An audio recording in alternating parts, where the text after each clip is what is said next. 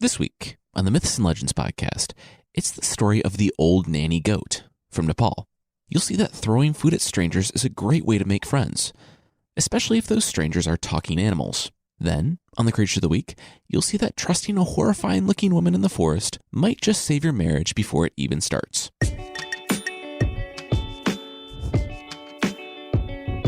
This is the Myths and Legends podcast, episode 56. Hope you guess my name. This is a podcast where I tell stories from folklore. Some are incredibly popular stories you think you know, but with surprising origins. Others are stories you might not have heard, but really should. The story today comes from the Newer people in the Kathmandu Valley. It's a valley between India to the south and the Himalayas and Tibet to the north.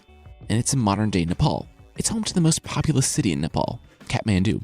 The valley actually has some mythic origins of its own. The story goes that it was originally a lake, and a bodhisattva from Tibet saw a lotus flower floating in the center of the lake. Apparently not wanting to go get a boat, he cut a gorge and drained the lake. It both allowed him just to walk to the beautiful lotus flower and created a fertile valley that would later become a cultural crossroads for two of the world's largest religions. Today's a fairy tale, so date doesn't really matter all that much. Also, an incredibly appreciative special thanks to Studi for help with the pronunciations today, though I have to say, she was beyond helpful, and I was able to correct most of them as best I could, but unfortunately I reached out too late to correct the main character's name. I pronounced it as Maincha, and it's really closer to Maicha. Also, it's Punku Maicha, with Punku being her name, and Maicha meaning little girl. I did not know this, and I just called her Maicha, mispronounced Maincha, throughout. That's what my translation called her. Anyway, on with the show.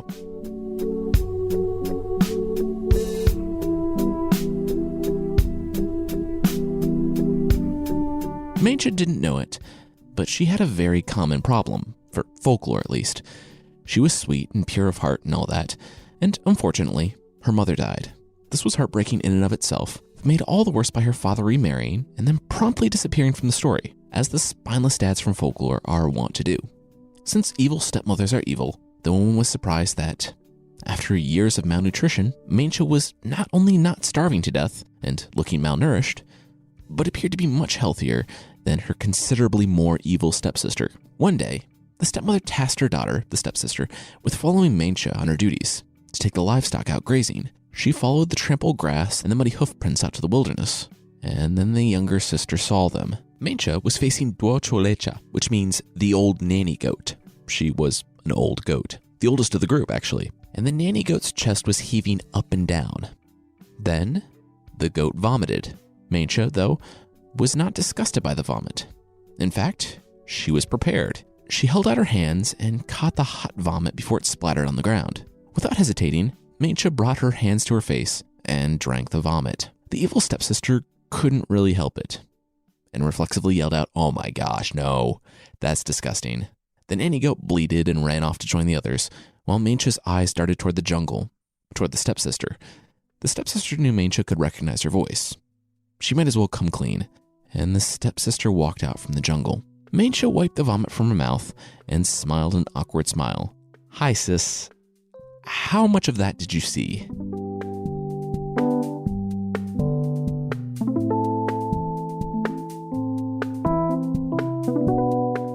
Maincha was happy.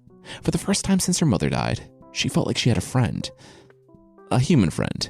The old nanny goat had been kind and kept her alive with its apparently nutritional vomit. Now, though, the stepsister knew. The girl had seen what dire straits Maincha had been reduced to, the effect that the mother's cruelty was having, and the girl only hugged her elder stepsister and said that she was sorry. She had no idea that it was so hard.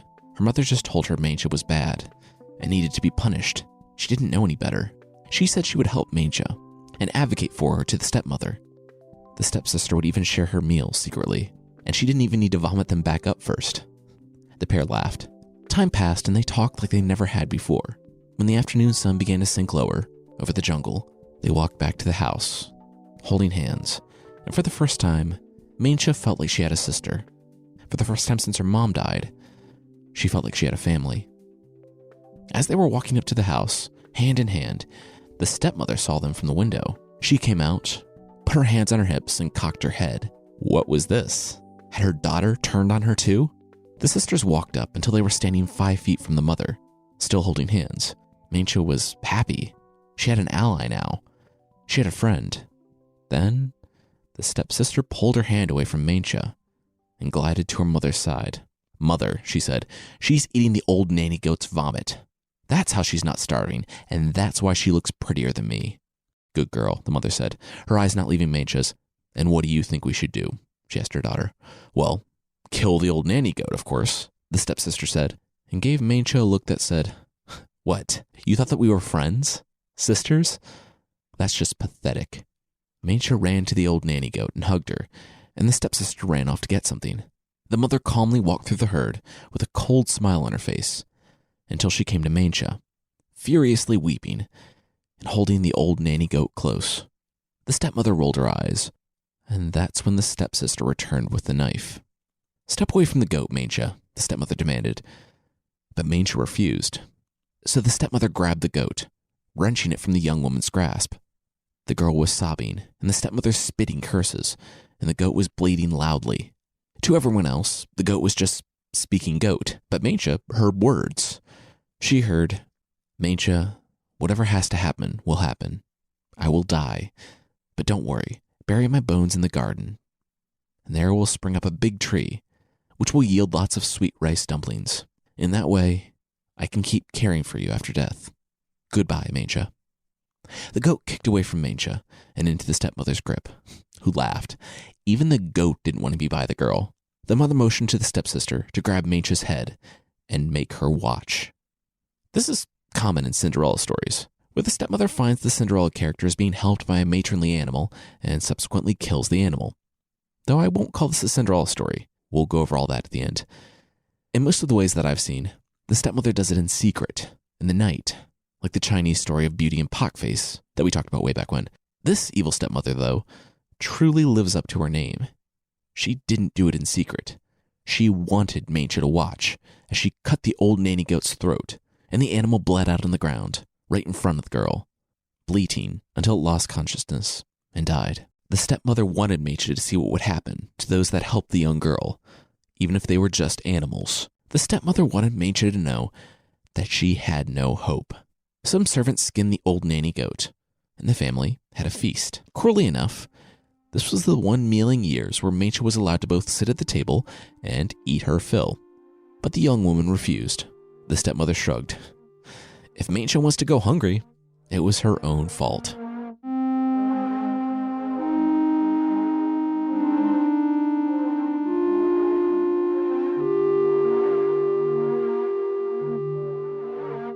When we get back from the break, we'll see that if animals keep talking to you, you should keep listening. And that will be right after this. This week's episode is brought to you by Blue Apron. We've talked about this before, but I do like to cook. I just don't like going to the grocery store with a 2-year-old to spend way too much on sesame oil, to use like a teaspoon of it. Seriously, that was my day. Blue Apron is great because it sends you fresh, seasonal ingredients with well-written, easy-to-follow recipe cards with pictures. Making your own food is healthier for you, and it's really great to know exactly what's in your food. Their ingredients are sustainably sourced, and you can choose what you'd like to eat each week. If you're counting calories, like I am right now, the recipes come with detailed nutritional information. Really, if you want to easily make awesome meals at home, check it out. Even our 2-year-old likes these meals, and that is no small feat. Some meals for January are seared pork chops with farro and cranberry chutney, spaghetti squash and marinara with mushrooms and garlic nuts, and spicy shrimp and Korean rice cakes with cabbage and furikake. And you can check out this week's menu and get your first 3 meals free with free shipping by going to blueapron.com/legends. You will love how good it feels and tastes to create incredible home-cooked meals with Blue Apron. So don't wait. That's blueapron.com/legends. Blue Apron, a better way to cook. All right, now back to the show.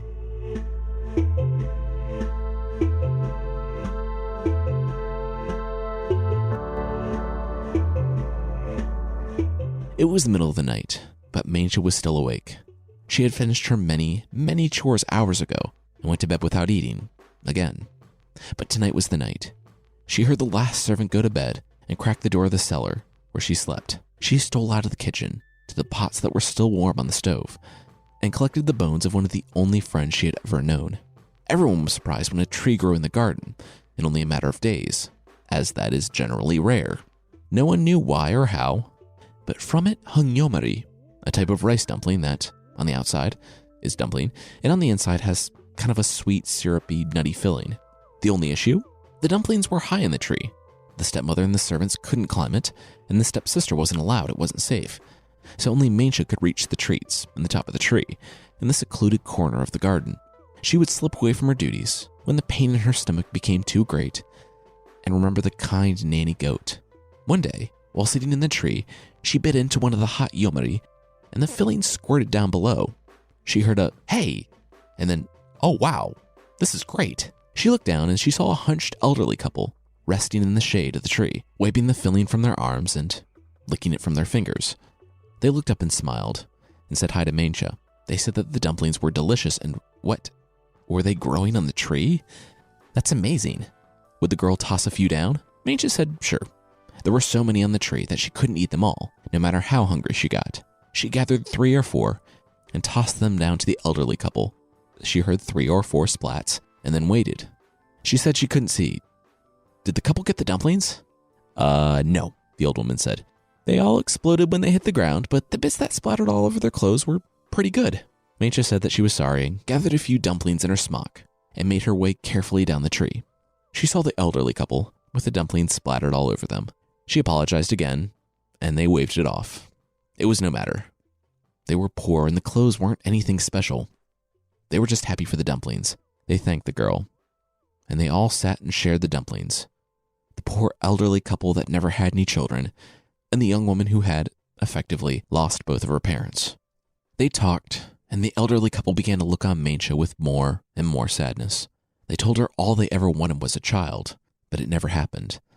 And here was Mainsha's horrible stepmother, abusing such a wonderful young girl. The elderly woman looked at her husband, who smiled and nodded. The woman asked Mainsha if she wanted to come live with them. It wouldn't be a glorious life.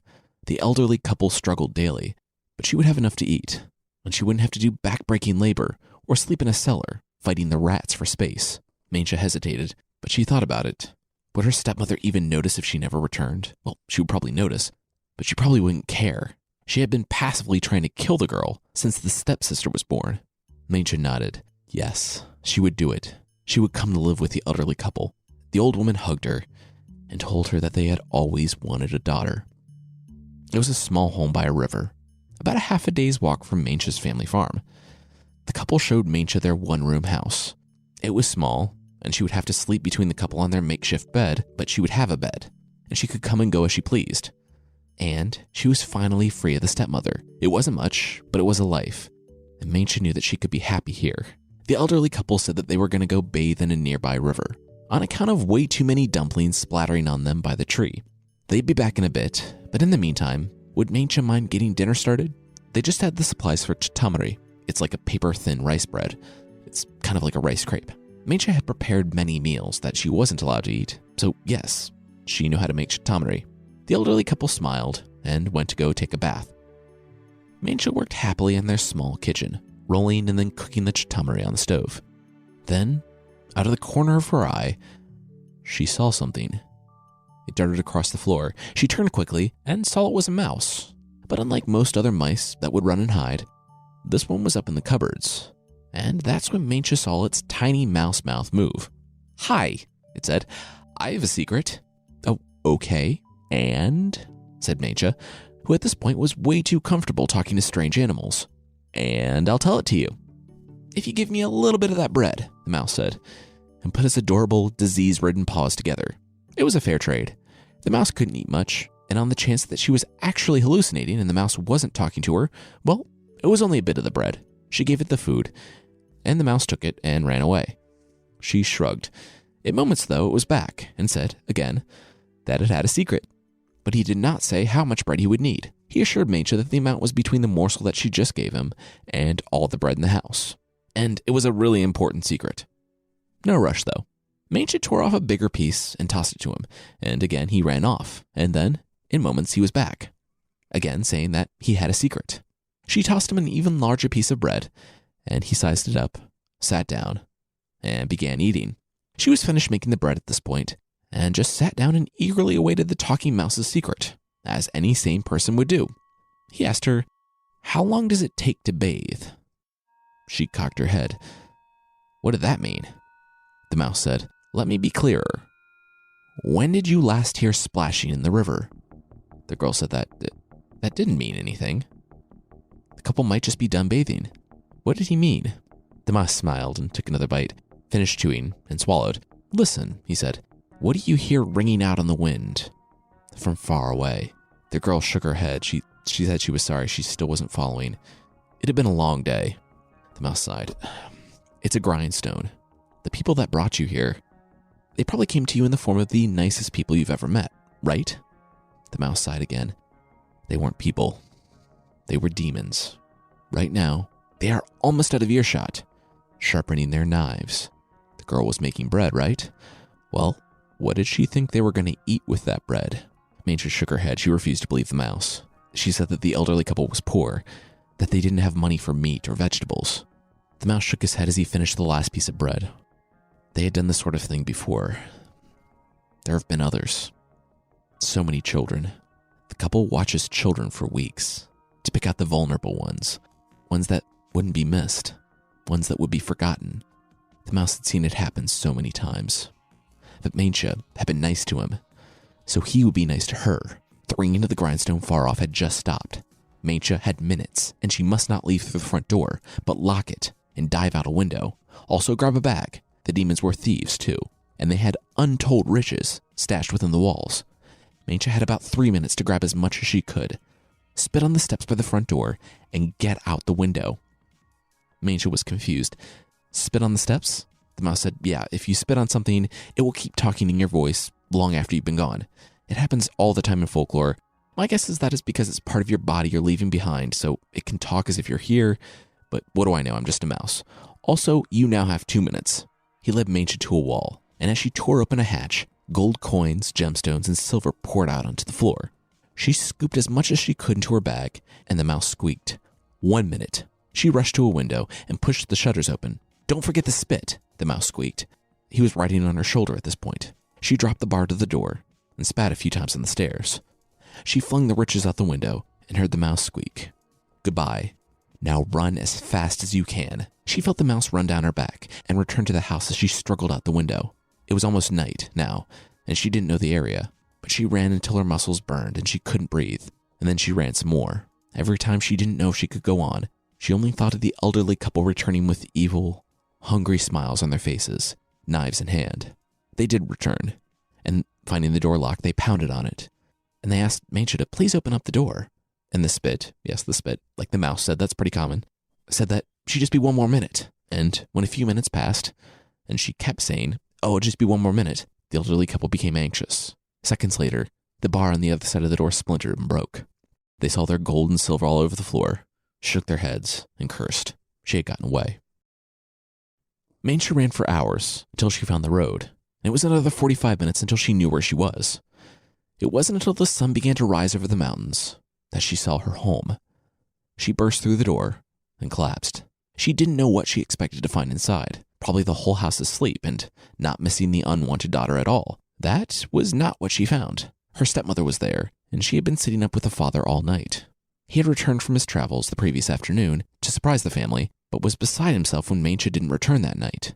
He was out looking for her until it became too dangerous, and she found him organizing servants and others from the village to go look for his daughter. The stepmother rushed to Mancha, who was dirty and tired on the floor, and began yelling at her, cursing her for making them stay up all night. But the father pushed his wife out of the way and went to his daughter. He was weeping. He said that he was so happy she was safe. Why did she leave? What happened? Mancha told him everything. She told him about the stepmother's abuse, about the old nanny goat, and about the elderly couple, who were probably demons, but that really depends on the trustworthiness of a talking mouse, which is neither here nor there. The father looked at his wife with hatred. The stepmother had said everything was okay, but this didn't look okay. She was so terrible to his daughter that his daughter would rather go with demons than be here, in her home. The stepmother sneered at Mancha and left the room. She knew that there was still a way. It became obvious to the stepmother that her marriage was over. She would have very few rights in this situation, so she needed to think of another plan. And it sounded like the gold in the house was only guarded by 2 people. If she and her daughter could get that gold, then they might be able to build their own life. She went to the stepdaughter. She told the girl to hide in the tree in the garden and wait for an elderly couple to pass under it and ask for some of the tree's fruit. She should go with them, but remember the way home. The stepmother said that there was something about a mouse, but a talking mouse is almost as ridiculous as eating goat vomit, so don't worry about that. Mange is probably just crazy. Just wait until the elderly couple goes to sleep, and then she should open the walls and grab as much of the gold as she could and come home. The stepdaughter shrugged. Okay, that didn't sound so hard.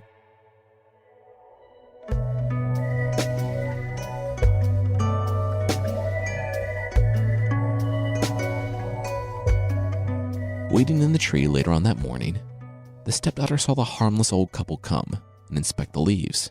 She saw a flash of rage in their eyes at first, until they saw her face, and that she wasn't Mange. They asked the sweet girl to throw them some dumplings. The old couple, or the demons, were extremely happy with this freebie child that they barely had to convince to come with them. When they got back, they said that they had to go gather firewood and went to get their knives, already sharp. When they left, the mouse walked to the center of the room and squeaked that, once again, it had a secret. She saw the dirty little mouse and pinched a piece of bread, tossing it across the room, away from her. She didn't like mice. When the mouse came back, the stepsister brushed some crumbs off the table and told it she didn't care what it had to say. She was going to be rich, and she would kill the rodent the next time she saw it. Unfortunately for both of them, the mouse did not heed her warning and returned a third time, wanting to give the girl one final chance before the demons returned. The stepsister was ready with a hot poker. It could have been the weight of the poker or the searing orange metal, but the stepsister killed the mouse. She found that when she tried to kick the body out the door, that she couldn't even open the door. It was barred from the outside. The windows were locked shut too. She was trying to convince herself that this was probably okay when the front door opened. The couple had returned with something in leather pouches. They stowed them on either side of the bed and asked the stepsister about the bread she was supposed to make. Dinner was meager, just the chitamari, and soon it was time for bed. This is where an already dark story gets even darker. As we talked about, guests had to sleep in the same bed as the elderly couple, and they put her between them. She had planned to wait until they fell asleep to rob them blind. She never made it that far. The elderly couple was excited about their dinner, and a few minutes after they laid down, the husband took his long knife and cut into the stepsister's arm. It was at that moment that the stepsister realized that she had made a grave error, and she saw how much danger she was in. She cried out and gripped her bleeding arm, scrambling to the other side of the bed. Then she bumped into the wife.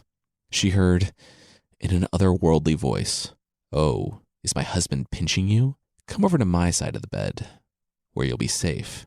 The stepsister turned around, but she didn't see the kindly, wizened face of the wife.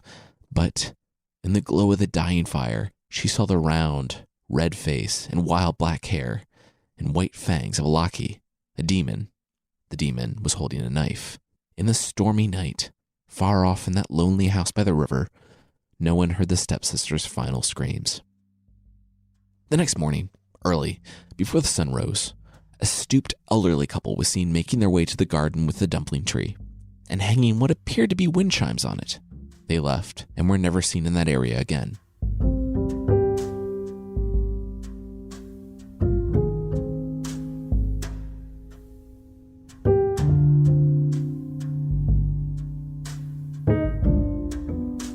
Later that morning, the stepmother woke. She got ready quickly and combed her hair. She was excited to see her daughter and all the riches she had taken from the elderly couple. Then they would be leaving, not needing that spineless old merchant anymore. Sitting by her window, she heard the dull thud of what she thought was a new wind chime on the tree in the garden. Not a very nice one by the sound of it, but that was the least of her worries. Then, for the first time in her life, she, too, heard animals talk. A crow, perched on a nearby windowsill, called at her. "Hey, you're combing your hair, trying to look nice, but your daughter is nothing but bones." The stepmother, combing her hair, said aloud that, "Wow, what a cryptic statement. I wonder what it means." The bird said, "Wait, really? It means that your daughter is a skeleton." The mother, still combing her hair, just said, "Huh, that's a weird way to look at it. In a way, we're all sort of skeletons, just wearing a skin suit." The crow would have face-palmed if it had a palm. "Okay," it said. "I was trying to save you from a really nasty shock when you saw your dead daughter's bones hanging in the tree, but I really don't even know what else to say. So, good luck." The mother set her calm down and wondered why birds speak in such inscrutable riddles Now to stand up quickly and see those new wind chimes on the tree in the garden. When she looked up at the tree, she screamed. Just one version I found had it where a bird was being frighteningly specific about the fate of the stepdaughter, and the mother just wasn't getting it at all until she saw the tree. And I thought it was a funny way to break the news of murder. Anyway, the father had some sympathy for his wife, until he learned exactly what happened to his stepdaughter, that the stepmother hadn't listened to Maincha's story and had willingly sent her daughter to her death. That, in addition to Maincha's years of abuse, was too much. He never forgave his wife, and though they remained married, they hardly spoke again.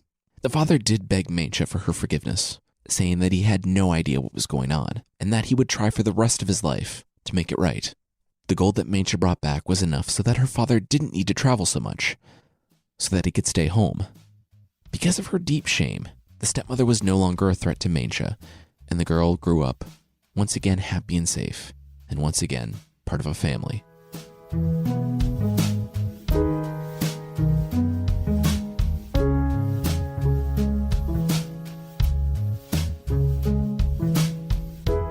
Now, I like this story. It hits some of the same beats as the Cinderella story, as I said, but it does something a little different with the tropes.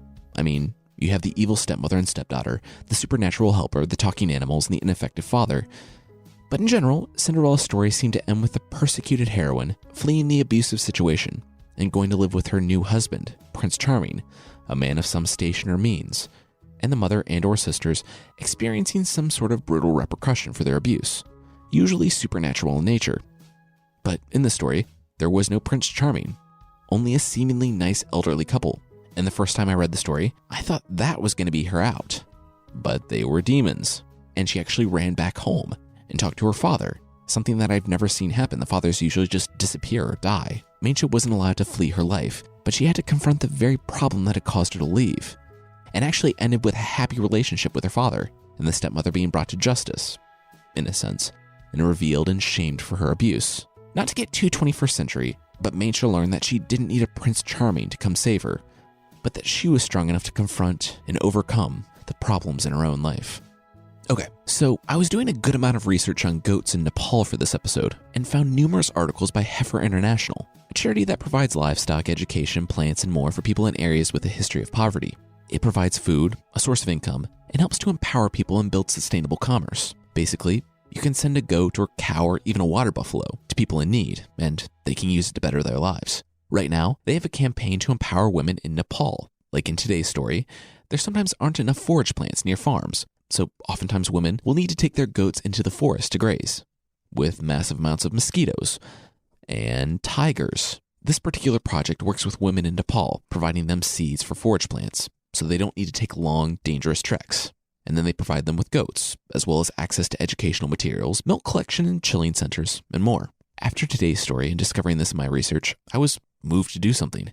So Carissa and I made a Myths and Legends fundraiser page to raise money for this on heifer.org, and we made the first donation. It's no big deal if you do or don't, but if you'd like to help out women in Nepal, this is a great way to do so. And you can go to mythpodcast.com/goats. That's mythpodcast.com/goats. GOATS, to be redirected to the fundraiser page. There are also links in the show notes and on the post on mythpodcast.com. And real quickly, there's a new episode of Career Day out this week too, a podcast we do that's hosted and produced by my wife, Carissa. This week, it's Doodlers of the World, so a graphic novelist, a syndicated cartoonist, an animator for the show Archer, and more. It's a really cool episode where they talk about the different roads people take to be in that industry, as well as what it takes to have a job in a creative field. As someone who always wanted to be a cartoonist but doesn't quite have the chops, it was a really cool listen. It's at itunes.careerdayshow.com if you're looking for it on iTunes, or you can just search for Career Day by Carissa Weiser wherever you get your podcasts.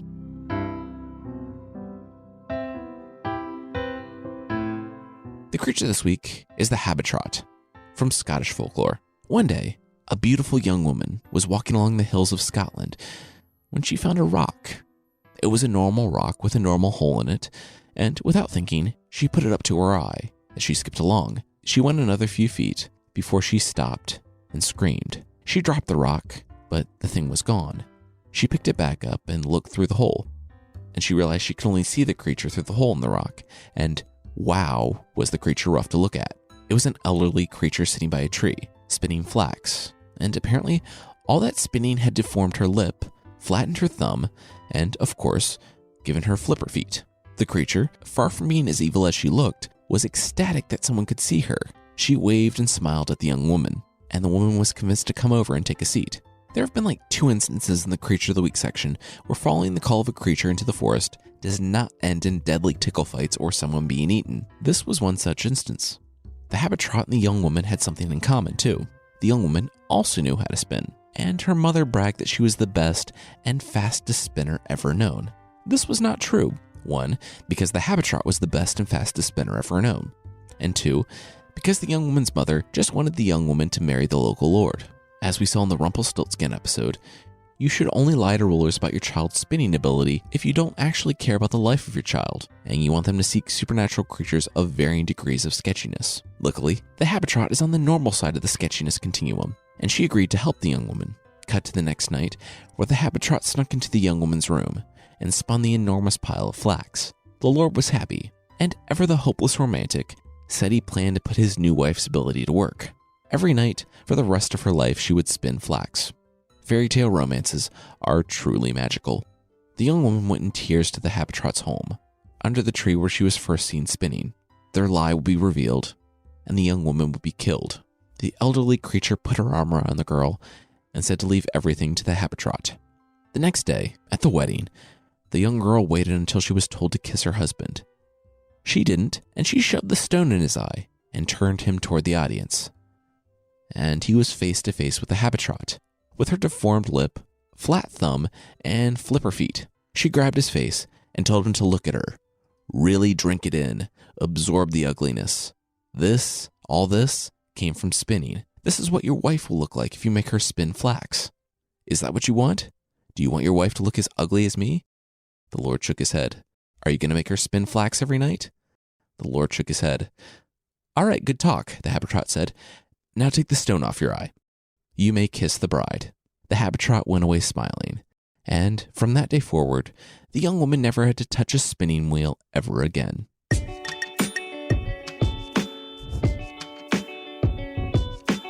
That's it for this week. The theme song is by the band Broke for Free, and the Creature of the Week music is by Steve Combs. Links to other music are in the show notes. If you like, you can follow the show everywhere at Myth Podcast, MYTH Podcast. The show's on Facebook and Twitter and sometimes Instagram. All right, thank you so much for listening, and I'll see you next time.